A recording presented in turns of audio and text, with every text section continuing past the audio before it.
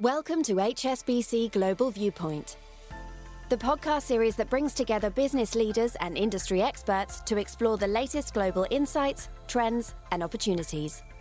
Make sure you're subscribed to stay up to date with new episodes. Thanks for listening, and now on to today's show.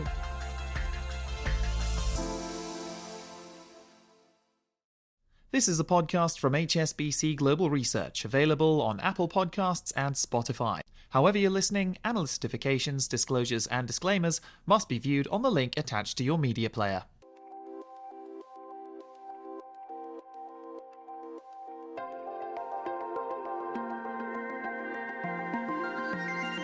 Hello and welcome to Under the Banyan Tree from HSBC Global Research. I'm Fred Newman, Chief Asia Economist, joined as ever by my opposite number from the world of equities and perennial optimist, Head of Asia Equity Strategy, Harold van der Linde. Hello Fred and hello listeners. We've got a fun and hopefully informative show coming up for you today. It's our quarterly list of surprising stats from the world of markets and economics here in Asia. From the global headquarters of Under the Banyan Tree here in Hong Kong, this is the podcast where we put Asian markets and economics in context.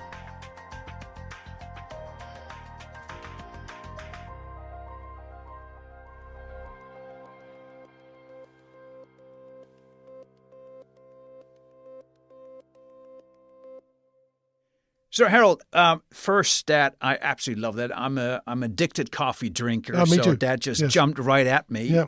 And that is there is a Chinese coffee store chain that's called Luckin Coffee or Luckin Coffee, depending on how you want to pronounce that. Yeah. Now, Luckin sounds that good. has seen explosive growth in China. And you're saying it opened more stores in the last 12 months than there are Starbucks in China currently in total. So this is in 1 year that company has That's right. grown So- more than Starbucks has over the last 20 years in China. That's right, because Starbucks, if I'm not mistaken, run coffee shops for 20 odd years, almost 25 years now. And this company has just built up the same number of stores as Starbucks in the last year. The craze seems to be coconut latte. I haven't had one yet. Have you tried one? I have not had coconut latte, and I didn't need any coconut in my latte. But that they seem to have stumbled across a trick here, and that is that they are introducing interesting flavors. Absolutely. I think they're using sometimes Chinese alcoholic drinks and all these sort of things. Maybe the alcohol is not there, but those flavors go into it. So they are quite creative with some of the products. So here we are. There's a nation of famously a nation of tea drinkers that has gotten onto the coffee craze, but with a twist, and that is with a squeeze of coconut into Yeah, maybe it's a the squeeze latte. or maybe it's a big plump of it. I don't know. Seems And to be also, okay. who knows whether, coconut lattes are still popular in a couple of years from now. It could also be a fad. And then, of course, the company would have to reinvent with new drinks. But they don't seem to have I trouble actually come doing with a that. suggestion here for a new product, a durian latte. I love durian. Apparently there's a durian craze as well, so make a durian latte. Durian, Lovely. of course, being that very some would pungent. say smelly, other people would say More fragrant. fragrant Yes. fruit from Southeast Asia. All I would request that next time we record this podcast and you have a durian latte, you record it in a separate room, please. That's right. That's probably a good idea. Now, on to our next stat, and that is an interesting one. We did go to India, actually, another big country, and you write here, and that caught my eye, and that is that 15% of pilots in India are actually female, which is not a high number, all considered, but it's 3 times the world average. Exactly. Now, that sounds really good. And you can think, hey, aviation is booming in India and Indians are traveling around the region. Not only in India it's booming, but around the region as well. So, you need more pilots and you got female pilots. And as you said, 3 times the global average. But it's unusual to see this in India, right? Because, well, maybe you know this very well, Fred. Well, Isn't the female participation rate in the workforce is actually extraordinarily low in India, at least in the formal sector. Of course, Indian women work. They work The in informal fields, but sectors if you and just things, look at the yeah. formal sector, they have a very low participation rate. And so in some ways, it's unusual to see then what is generally a male-dominated profession, India actually having a higher rate of female pilots than other countries. But it's interesting, if you take a step back and look at Asia, there are countries where actually the female participation rate has changed dramatically, and Japan stands out. Yeah, Japan says that's right. Where the yes. last 10 years, 15 years, has gone from 40% to nearly 80%. Yeah. And that has mobilized a lot of workers, right? And that has held up growth in Japan. And so these are variables that do change over time. That's right. And you can see that Asia's mold is breaking, right? So for a long time in Japan, the number of women formerly employed was extremely low. But then the need is there. The population is shrinking. You still need people. And you can see, therefore, that well, as Chairman Mao famously said, women hold up half the sky. Although in my household, my wife would probably argue she holds up 70% of the sky. Yeah, and that's probably still an understatement for that. That's probably an understatement. But you're right. In China, it's the opposite. China is the one country where female participation rates are really high. Women tend to work in China much more often than in many other countries in Asia.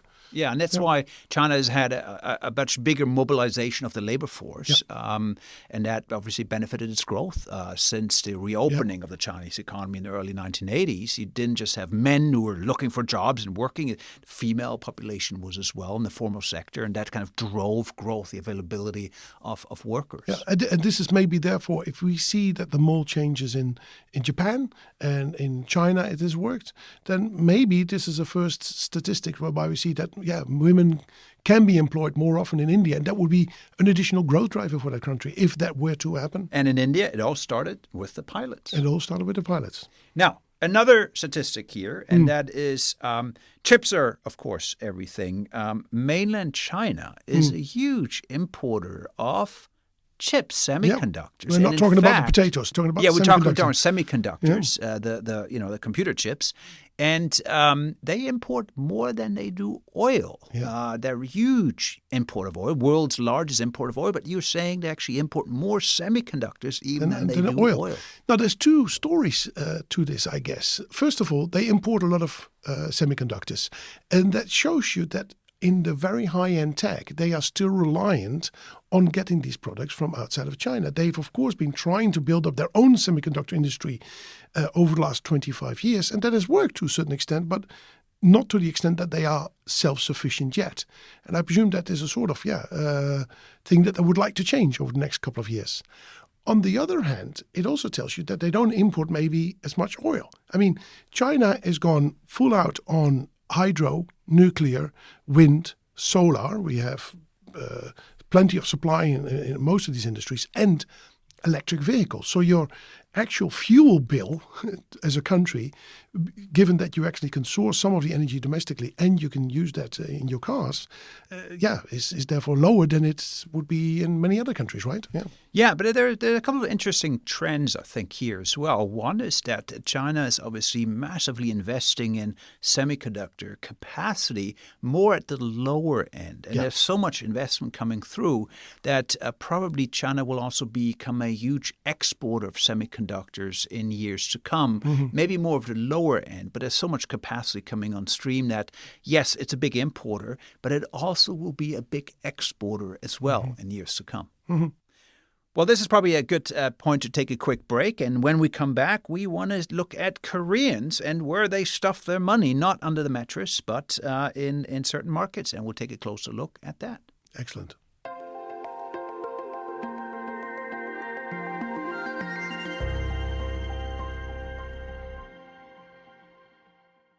Welcome back, everybody. I'm here joined by our Flying Dutchman, the inimitable Harold van der Linde, who's again put out his very fascinating statistics. And we already discussed before the break a little bit about Indian female pilots and coconut-flavored latte in China. But one here caught my eye, and that is Koreans. Koreans, obviously, very high-saving society, lots of savings.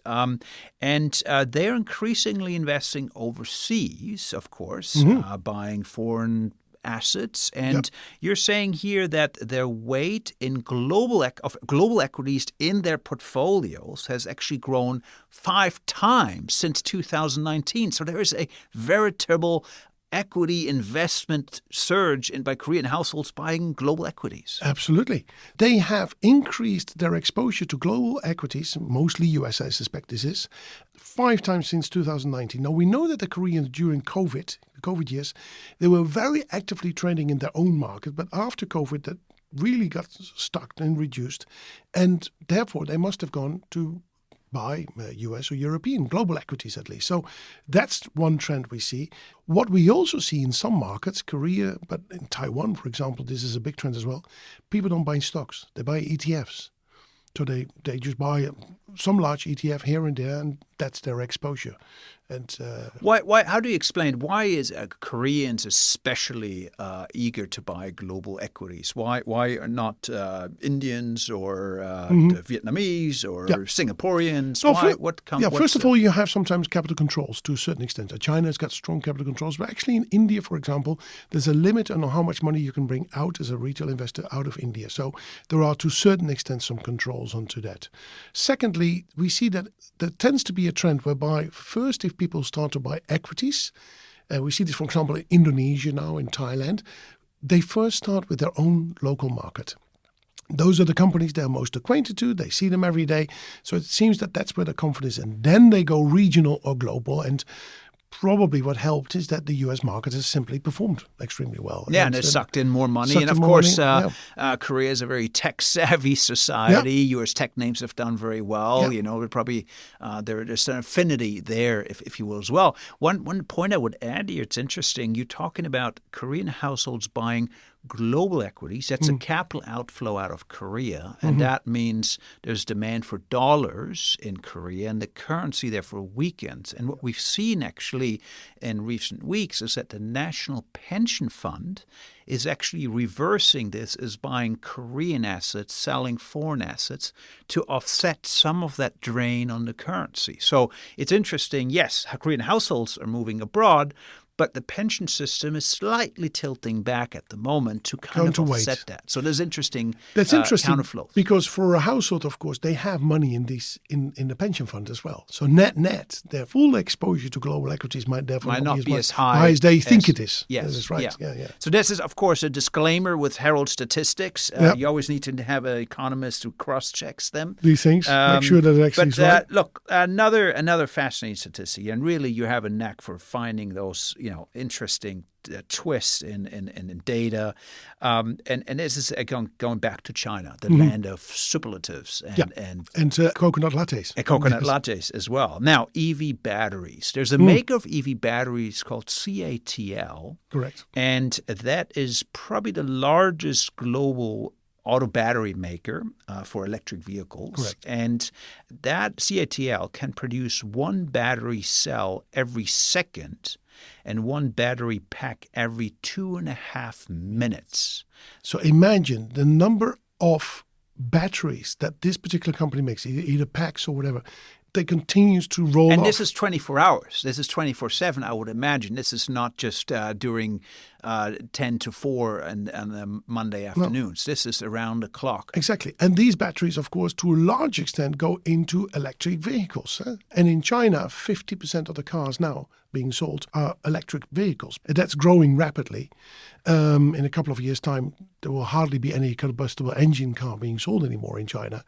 So, that goes into the car industry. And, of course, that's also being exported around the world. It's Chinese companies that export their EVs and to a certain extent, foreign companies that buy these batteries as well, because they do not have the capabilities. And we should probably also say that scale, obviously, and this is massive scale operations, confers competitiveness in this business. So it's partly about the technology you have, but also the amount of batteries you can build, which then reduces the unit price. Unit cost, and therefore you are the most cost competitive producer on the planet in certain batteries. And that makes it easier to export or go to European or US companies and say, listen, why don't we just make the battery for you? We can do this much cheaper for you, and it allows you to reduce your car price again. Now, total capacity for electric vehicle in China overall, not just for CATL, but if you take all companies, is actually is enough to satisfy global demand for any country. That's how massive the capacity is. which is very, very impressive. But is there a risk that we might find that there's new technologies coming through in the next few years, breakthrough technologies, different types of batteries are much, much better that would upend that? Or do you think this is such a dominant technology now that this? Well, I think they seem to be in the cutting edge. So I've been told, for example, that some of the batteries they make in the past couldn't go into very low temperatures. So if it was extremely cold, these batteries would freeze. But they've now been able to adjust these batteries. So even if it's minus 30, they can still run. It's the same in tropical countries. If they overheat, they can still deal with it. So it seems they're on the cutting edge of it. Also, some of these batteries allow an EV now to run for something like 800 kilometers or close to 1,000 kilometers. So I think on the battery front, they seem to be cutting edge. The risk is, of course, that another technology emerges. Think about hydro cars, or maybe something that we don't even know yet, something that emerges over the next 5, 10, 15 years. Just like the combustible engine companies struggle to then move into EVs, it might well be that the EVs at some point in time struggle to move in whatever the next technology is going to be. And yeah, there's always risk that some new technology comes another possibility might be solar panels. Maybe they become so good that you don't need a battery. You just, even at night, there's enough light around for these to drive. But then you probably still need to store it, so you need some sort of battery, I guess. But you have to be open. And that depends very often, not just on the company, but also the management of these companies. If there's a new technology, are they open up to quickly move into that, right? Yeah. But the Chinese economy, as we discussed, is highly innovative. And, with its batteries or coconut lattes, there's always new stuff coming out of China. And so I'm sure you'll be on top of these statistics, and we'll check back in with you next time you have your favorite stats out. You got plenty more here. We only scratched the surface. So thanks again, Harold. And we'll pick this up again in the future. Good idea. Well, that's about all we've got time for on this episode of Under the Banyan Tree. There are plenty more quirky facts and stats on Asian markets and economics in our latest edition of my signature report, The Flying Dutchman. Do check those out on the Global Research mobile app or the website. Indeed, and we'll be back next week with a podcast recorded live in front of a studio audience in Singapore with special guests Pranjul Bandari, Joey Wang, and Joey Chu from our Asia research team over there. Make sure you join us for that, and we'll talk to you then.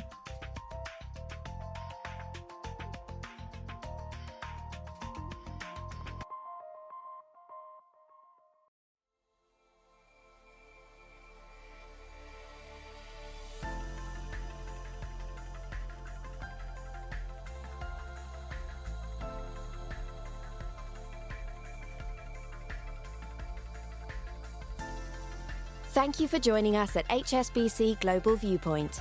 We hope you enjoyed the discussion. Make sure you're subscribed to stay up to date with new episodes.